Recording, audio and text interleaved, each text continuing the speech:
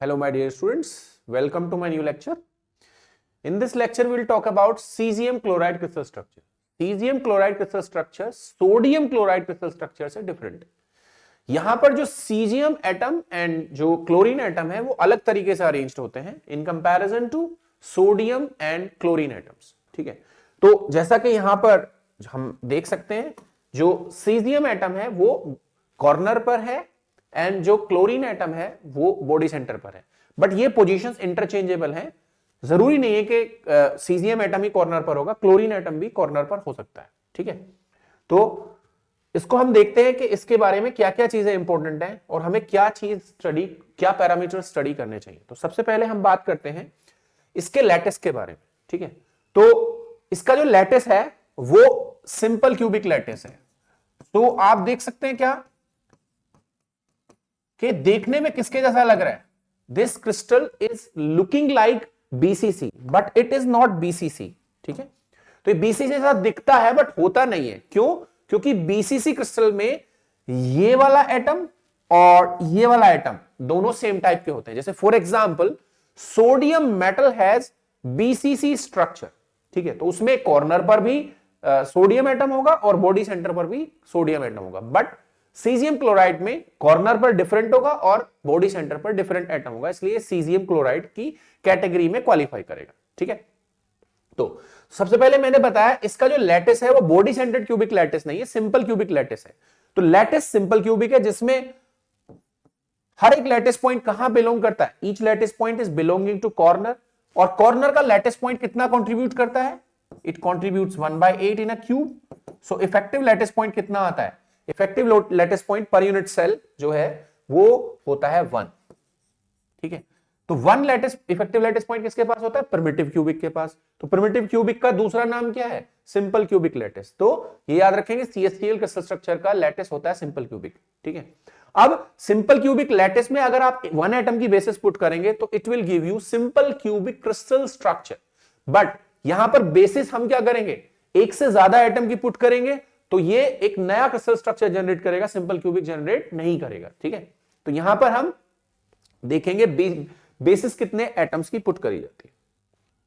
तो simple cubic lattice में हम क्या करेंगे, this is our lattice, we are going to put basis. Okay, तो बेसिस क्या होगी, इसकी बेसिस में होंगे 2 एटम्स, एक CS का और एक Cl का। तो हम ऐसा भी कह सकते हैं कि 1 CHCl मॉलिक्यूल होगा, क्योंकि एक मॉलिक्यूलर स्ट्रक्चर है। ठीक है, इसलिए हम कह सकते हैं क्या कि कितने मॉलिक्यूल्स हैं उसकी बेसिस में 1। ओके, अच्छा, जितने एटम्स बेसिस में होते हैं उतने ही number of molecules in primitive cell भी होंगे।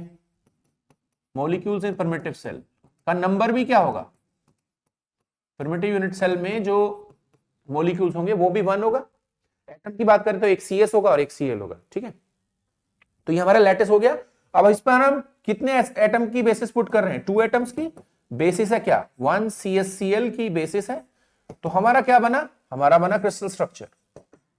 ठीक है, तो अगर हम यहां पर जो लैटिस पॉइंट है, हर एक लैटिस पॉइंट पर हम कितने एटम्स पुट करने जा रहे हैं, एक CS का और एक Cl का। ठीक है, तो मान लेते हैं क्या, यहां पर हमने पुट किया क्या, CS एटम कॉर्नर पर बिलोंग कराया। ठीक है, तो मैंने कहा था basis is like a dumbbell. ठीक है, तो उसमें 2 एटम्स क्या हैं, एक साथ कनेक्टेड हैं ऐसे करके, तो जहां जाएंगे एक साथ जाएंगे। ठीक है, ऑल्दो ये सेम साइज के नहीं होते तो हम डिफरेंट साइज का बना सकते हैं, छोटा बड़ा आइटम बना सकते हैं। ओके, तो एक CS है एक Cl है, तो जहां जाएंगे एक साथ जाएंगे। तो अगर मैंने इसको, इस वाले को CS प्लस को यहां रख दिया तो उसके रेस्पेक्ट में जो दूसरा एटम होगा वो उसकी लोकेशन क्या होगी, उसकी लोकेशन होगी बॉडी सेंटर पोजीशन। ठीक है, तो इस वाले लैटिस पॉइंट के लिए इसका CS प्लस यहां आ गया और Cl माइनस यहां आ गया। What about these lattice points, इसके बारे में क्या ख्याल है, ये तो बाहर निकल गया, इसका जो Cl माइनस एटम होगा इसका भी बाहर निकल जाएगा, इसका भी बाहर निकल जाएगा, इसका भी बाहर निकल जाएगा। ठीक है, वैसे ही क्या होगा, ठीक है, इसका बाहर निकल जाएगा, इसका बाहर निकल जाएगा। तो इफेक्टिवली क्या होगा, एक ही लैटिस पॉइंट का जो दूसरा एटम होगा इस यूनिट सेल के अंदर आएगा, बाकी सब बाहर निकल जाएंगे। तो दिखने में कैसा लगेगा, it will look like this.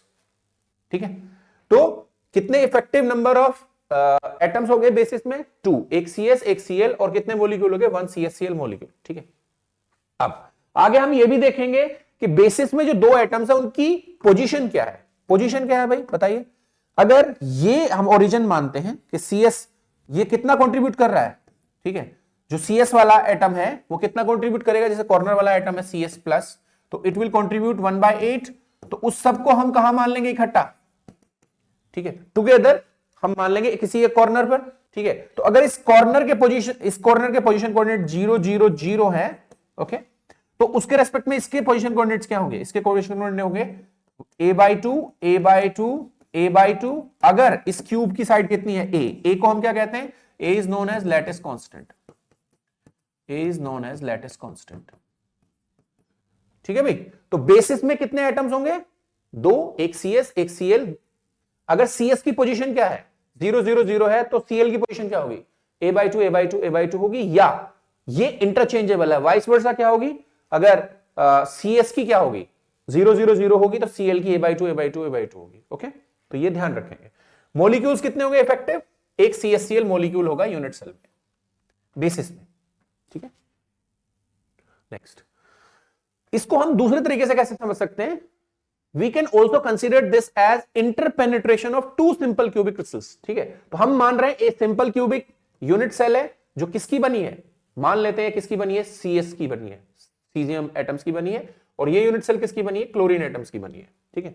तो हम क्या करेंगे, we will interpenetrate second unit cell into the first unit cell, ठीक है, सो दैट कि अगर इसका ये वाला कॉर्नर ओरिजिन पर है 0 0 0 पर है, तो दूसरी यूनिट सेल का वही इक्विवेलेंट कॉर्नर कहां होना चाहिए, a/2 a/2 a/2 पे होना चाहिए। तो आप देख सकते हैं कि जब इस कॉर्नर को आप यहां रखोगे तो इसका अपर फेस पूरा बाहर निकल जाएगा, इसका राइट साइड फेस बाहर निकल जाएगा, इसका बैक फेस बाहर निकल जाएगा। तो एक्स्ट्रा पार्ट को जब कट डाउन करेंगे तो आपको कैसा स्ट्रक्चर दिखाई देगा, आपको सेकंड यूनिट सेल का सिर्फ और सिर्फ ये वाला कॉर्नर आपको इसके अंदर दिखाई देगा, यानी कि आपको स्ट्रक्चर कैसा दिखाई देगा, इस तरह का, ओके।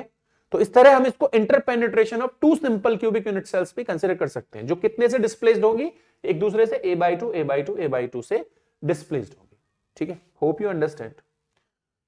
नेक्स्ट, अब फिर से वही इफेक्टिव नंबर ऑफ मॉलिक्यूल्स कितने होंगे इस यूनिट सेल में, आप देख सकते हैं it will contribute how much, 1/8, it will contribute 1/8 into 8, so it will be 1।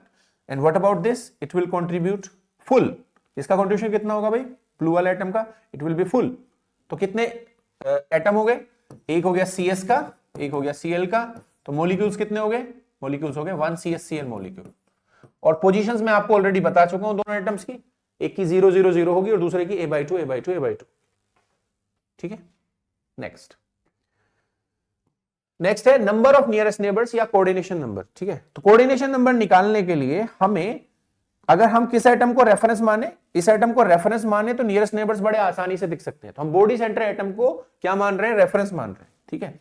तो अगर ये एटम क्या है, क्लोरीन है, तो इसके नियरेस्ट नेबर्स कौन होंगे, सीजियम आयंस होंगे। आयंस मतलब वो बेसिकली रखते हैं हम एटम्स हैं, और बेसिकली बाद में क्या बन जाते हैं, दे becomes ion after the bonding, ठीक है। तो कौन सी बॉन्डिंग होगी इनके बीच में, जब आयन बनते हैं तो it will be an ionic bonding, ठीक है। तो यहां पर क्या है, अगर इसको रेफरेंस मानते हैं तो ये कितने से कोऑर्डिनेटेड है, कितने एटम से कोऑर्डिनेटेड, 4 ऊपर, ठीक है, एंड 4 नीचे, तो it is coordinated with 8 atoms. तो नंबर ऑफ नियरेस्ट नेबर्स 8 हो गए, ठीक है। तो इसके सारे पैरामीटर्स बीसीसी क्रिस्टल जैसे ही आएंगे, ठीक है, but we with few changes, ठीक है। बीसीसी में सारे एक जैसे होते थे, इसमें सारे एक जैसे नहीं है, ठीक है। तो नियरेस्ट नेबर डिस्टेंस कितनी होगी, नियरेस्ट नेबर डिस्टेंस होगी, ये जो बॉडी डायगोनल आप देख रहे हैं ना, बॉडी डायगोनल कितना होता है, अगर हमारे पास क्यूब की साइड A है तो बॉडी डायगोनल की जो लेंथ होती है वो होती है √3a, ओके। और ये एटम बॉडी डायगोनल के आधे में रखा है, ठीक है। तो नियरेस्ट नेबर डिस्टेंस कितनी होगी, √3a/2, √3a का हाफ, ठीक है। नाउ ये जो रिप्रेजेंटेशन का तरीका होगा वो अलग होगा, 2r नहीं होगा, क्योंकि एक एटम क्या है, छोटा है, दूसरा एटम क्या है, बड़ा है। तो क्या होगा, we'll write it as RCS plus RCl, तो ये कितना हो जाएगा, √3a/2। तो nearest neighbour distance is √3a/2 like BCC, but BCC में दोनों एटम सेम टाइप के होते थे तो हम लिखते थे R plus R, यानी कि 2r, रिप्रेजेंटेशन अलग था, ठीक है। Next, number of second nearest neighbours, who is next. अब आप देख सकते हैं क्या, नेक्स्ट कौन होगा, इसको अगर हम रेफरेंस लेकर चल रहे हैं अभी भी, तो यहां पर सारे एटम्स ऑलरेडी कवर हो चुके हैं इस यूनिट सेल के, तो हमें दूसरी यूनिट सेल में जाना पड़ेगा। तो दूसरी यूनिट सेल को अगर मैं ड्रॉ करता हूं यहां पर रफली, तो बेसिकली क्या होगा, ये मैं क्यूब बनाने जा रहा हूं साइड में।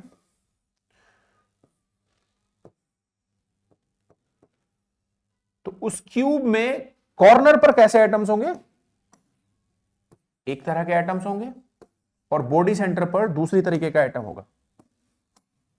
ओके, ये तो आप देख सकते हैं कि इसको हम रेफरेंस मान रहे हैं। तो ये जो 8 रेड्स हैं इस यूनिट सेल के, इसकी खुद की यूनिट सेल के, वो क्या है? इसके नियरेस्ट नेबर्स हैं। तो हु इज नेक्स्ट? सबसे पास कौन होगा? ये कॉर्नर या ये बॉडी सेंटर? ये बॉडी सेंटर पास में होगा। ठीक है, तो बेसिकली इस राइट साइड फेस से बॉडी सेंटर तक इसका कौन सा नियरेस्ट नेबर मिलेगा? सेकंड नियरेस्ट नेबर मिलेगा। ये सेकंड नियरेस्ट नेबर है। ठीक है, तो राइट साइड फेस से जो अटैच्ड क्यूब है उसके अंदर जो बॉडी सेंटर पोजीशन है वो इसका सेकंड नियरेस्ट नेबर है। ठीक है, तो जब राइट में है तो लेफ्ट में कितना होगा? 1। जब राइट लेफ्ट हो गया, अप में कितना होगा? 2। ठीक है, तो टोटल कितने हो गए? 4। ऐसे ही क्या होगा? बैक, पीछे जो क्यूब हम रखेंगे, एंड फ्रंट। तो टोटल सेकंड नियरेस्ट नेबर्स कितने आएंगे? Second nearest neighbours will be 6। Second nearest neighbours will be 6 faces होंगे, तो उनसे अटैच जो क्यूब होंगे उनके बॉडी सेंटर एटम्स का 6 सेकंड नियरेस्ट नेबर्स होंगे। डिस्टेंस कितनी होगी? हम देख सकते हैं इस कॉर्नर से इस कॉर्नर तक की डिस्टेंस कितनी है? A। तो इसके मिडिल से इसके मिडिल तक की डिस्टेंस कितनी होगी? It is also A।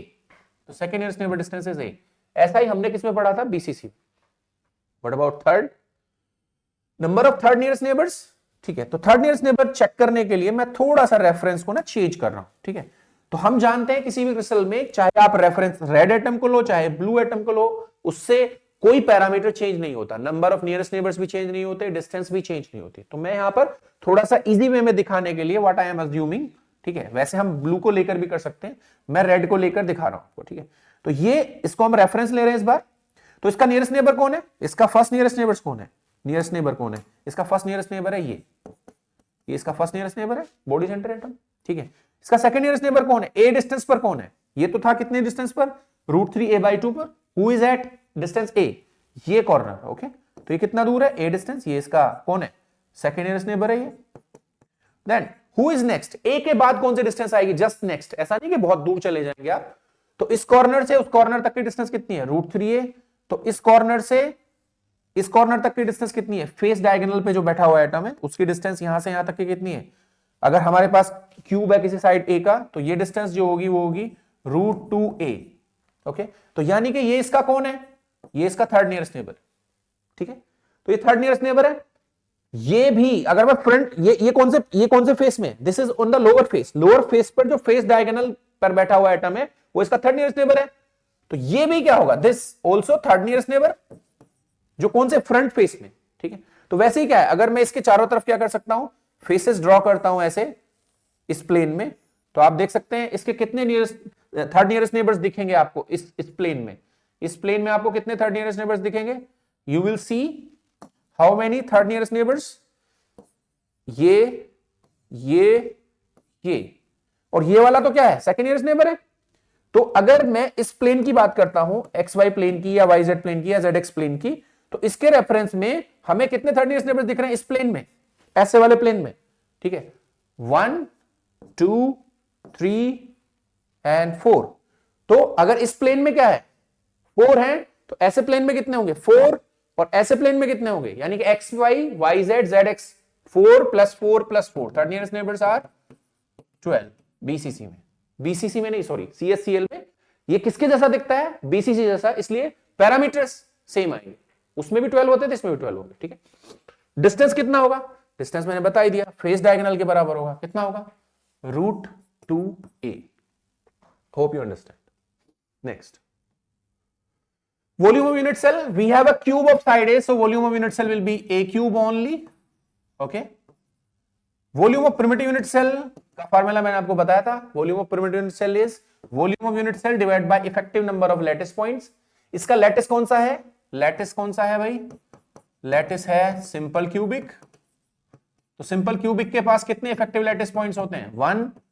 तो V/1 यानी कि A³/1। तो आंसर क्या आया? प्रिमिटिव यूनिट सेल का वॉल्यूम A³ ओनली। ऐसा सब में नहीं होता, इसका लैटिस सिंपल क्यूबिक है, इसलिए प्रिमिटिव यूनिट सेल का volume and conventional unit cell का वॉल्यूम एक जैसा आ रहा है। नेक्स्ट, नंबर डेंसिटी या मोलिकुलर डेंसिटी, नंबर डेंसिटी या मोलिकुलर डेंसिटी को हम लिखते हैं number of molecules per unit volume. तो कितने वॉल्यूम में कितने मोलिक्यूल्स हैं, ठीक है, एक मोलिक्यूल है ए क्यूब वॉल्यूम में, so 1/a³। Next, atomic packing factor. तो एटॉमिक पैकिंग फैक्टर हमें बताता है कि किस, ठीक है, volume occupied by the atoms in the unit cell divided by total volume of the unit cell, ठीक है। तो यहां पर दो डिफरेंट तरीके के एटम्स हैं। तो एक एटम है किस टाइप का, CS टाइप का, तो वो कितना वॉल्यूम ऑक्यूपाई करेगा, दिस वन, ओके, प्लस एक एटम है किस टाइप का, Cl टाइप का, तो वॉल्यूम कितना ऑक्यूपाई करेगा, ये वाला, divided by volume of the unit cell is a³। Cube है साइड ए का। ए एंड आर का रिलेशन क्या है, तो हमें पता है क्या, RCS plus RCl is equals to है √3a/2, ओके। तो यहां पर हम पुट कर देंगे तो क्या कॉमन आ सकता है, यहां से 4π/3 इस कॉमन। न्यूमरेटर में हमारे पास है individual cubes, RCS plus RCl का क्यूब डिवाइडेड बाय, यहां से क्या आ जाएगा, ट्वाइस RCS प्लस RCl, ठीक है, डिवाइड बाय √3 का होल क्यूब, ओके। सो ये हो जाएगा कितना, यहां से 2 कैंसिल करोगे 4 को, सो 2 यहां से 2 बचेगा, ओके। ये √3 न्यूमरेटर में जाएगा तो ये बन गया कितना, 2π/3 RCS cube plus RCl cube divide bye RCS plus RCl का होल क्यूब, सॉरी ये 8 बन जाएगा बेसिकली। तो कैंसिल करने पर यहां नहीं बचेगा 2, it will be 2 here, okay. So it will be 2 here, so basically I can rub this, so it has become what, it has become π/3 and √3 का क्यूब कितना होगा, √3 का क्यूब होगा 3√3 here। तो बेसिकली जो हमारा 3 is cancelled, तो ये बनेगा √3 π/2, यहां पर होगा RCS cube RCl cube divide by क्या, RCS प्लस RCl का whole cube. So this is APF of CSCl crystal structure. यहां पर आप इसका न्यूमेरिकल वैल्यू नहीं निकाल पाएंगे क्योंकि अगेन RCS बाय RCl का रेडियाई रेशियो आपको पता नहीं है, तो you can not calculate the numerical value like 68% या 34% या 74%, नॉट लाइक दैट, ओके। इसको ऐसे ही छोड़ देंगे आप, ठीक है। तो अगर हाँ कहीं किसी न्यूमेरिकल में आपको ये रेशियो दिया हुआ हो तो you can easily do it. Packing, तो यहां पर पैकिंग फ्रैक्शन हम नहीं निकाल पा रहे हैं, APF नहीं निकाल पा रहे हैं, but we can decide whether packing is loose और closed depending on the coordination number. Coordination number कितना है इसका, कोऑर्डिनेशन नंबर 8 है, तो ये क्या है, अगेन लूज पैक्ड है, क्योंकि हमें पता है कि क्लोज पैक्ड होने के लिए क्या चाहिए, क्लोज पैक्ड होने के लिए कोऑर्डिनेशन नंबर 3D में चाहिए 12, ओके। और इसके एग्जांपल्स होंगे CSCl, CSBr, Cu जिंक, ठीक है, ओके, CuZn। तो इस तरीके से आप क्या कर सकते हैं, CSCl क्रिस्टल स्ट्रक्चर को देख सकते हैं, ठीक है। तो ये जो है, ये this is important for JAM exam, competitive exams के लिए इंपॉर्टेंट है, नेट एग्जाम या GATE exam, but it is not usually important for the university examinations, okay. So इसको थोड़ा सा रिकैप कर लेते हैं, quick recap.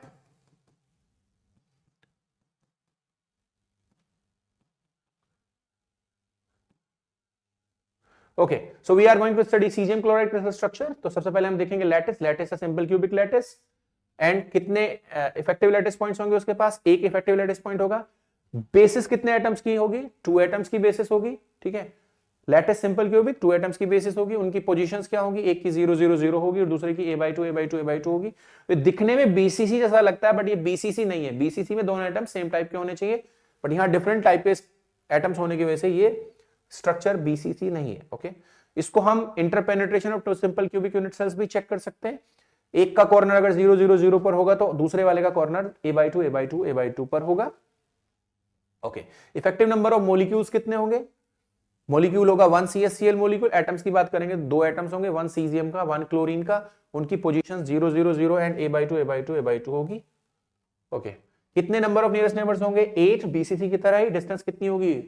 Body diagonal √3a/2 का, बॉडी डायगोनल का आधा। Number of second nearest neighbours कितने होंगे? 6। तो अगर आप इसको बॉडी सेंटर को रेफरेंस मानते हैं तो जो साइड वाला क्यूब है उसका भी बॉडी सेंटर एटम उसका सेकंड नियरेस्ट नेबर होगा। तो ऐसे फेसेस हैं 6, तो 6 सेकंड नियरेस्ट नेबर्स आएंगे। डिस्टेंस कितनी आएगी? मिडिल टू मिडिल डिस्टेंस भी a होगी। थर्ड नियरेस्ट नेबर्स को समझने के लिए हमने कॉर्नर एटम को रेफरेंस माना है, तो उसके लिए हमने समझा है अगर ये एक्स वाई प्लेन है, ठीक है, ये जेड एक्स प्लेन है और ये वाई जेड प्लेन है, तो हमने 3 जो प्लेन्स है x y y z z x, उनमें 4 4 4 सेकंड नियरेस्ट नेबर्स होंगे, ठीक है, जो कितनी दूर रखे होंगे? √2a डिस्टेंस पर। वॉल्यूम ऑफ यूनिट सेल कितना होगा? a³ होगा, क्यूब है साइड a का। वॉल्यूम ऑफ यूनिट सेल कितना होगा? a³ divide by effective number of lattice points. Effective number of lattice point 1 है क्योंकि ये कैसा स्ट्रक्चर है, इसका लैटिस कैसा है? सिंपल क्यूबिक लैटिस है, ठीक है। मॉलिक्यूलर डेंसिटी होगी, एक मॉलिक्यूल है a³ वॉल्यूम में। फिर एटॉमिक पैकिंग फैक्टर कि वॉल्यूम कितना ऑक्यूपाई कर रखा है किसने? एटम्स ने, और कितना टोटल वॉल्यूम है। तो हमने एक एक एटम लेकर वॉल्यूम लिखा दोनों का, divide by a³ a and r का रिलेशन लिखा। फिर उसके बाद थोड़ा सा सिंप्लीफाई करके इसको कितना आ गया? √3π/2 RCS³ plus RCl³ divide by RCS plus RCl का होल क्यूब। इसको हम न्यूमेरिकल वैल्यू कैलकुलेट नहीं कर सकते, कब तक? जब तक हमें रेडियल रेशो पता ना हो। तो हम कैसे डिसाइड करेंगे लूज पैक्ड है क्लोज पैक्ड है? कोऑर्डिनेशन नंबर से। कोऑर्डिनेशन नंबर 8 है, इसलिए एक लूज पैक्ड स्ट्रक्चर है। नाउ इसके एग्जांपल्स में CSCl, CSBr, CuZn एटसेट्रा आते हैं, ठीक है। थैंक यू फॉर वॉचिंग, ठीक है। Please share and subscribe. Thank you so much.